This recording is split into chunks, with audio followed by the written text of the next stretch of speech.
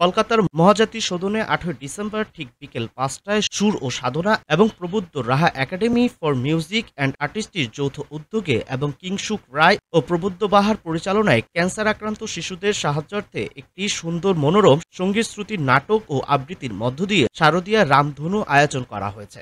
এ সময় উপস্থিত ছিলেন বেশ কিছু গুণবদ্ধ শিল্পী।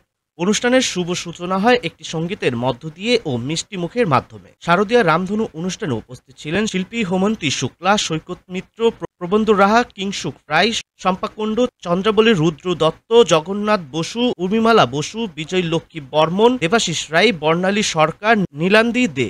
সমবেত সঙ্গীতে ছিলেন প্রবুদ্ধ রা academy for music and artist পরিচালনায় প্রবুদ্ধ রা, সংশোধনী মিউজিক্যাল একাডেমি পরিচালনায় কিংসুক রায়।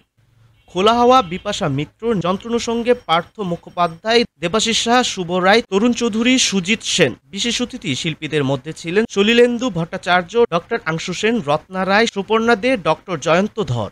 সঞ্চালনার দায়িত্বে ছিলেন দেবাশিস বসু, মগু ও বিপ্লব গঙ্গোপাধ্যায়। সুর ও সাধনার সভাপতি ও বিধায়ক দেবাশিস কুমার, বিশিষ্ট চিকিৎসক ও রবীন্দ্র বিশেষজ্ঞ ডক্টর পূর্ণেন্দু বিকাশ সরকার এবং সুর ও সাধনার প্রতিষ্ঠা ও প্রাক্তন প্রশাসক গৌরাঙ্গ বিহারী রায়।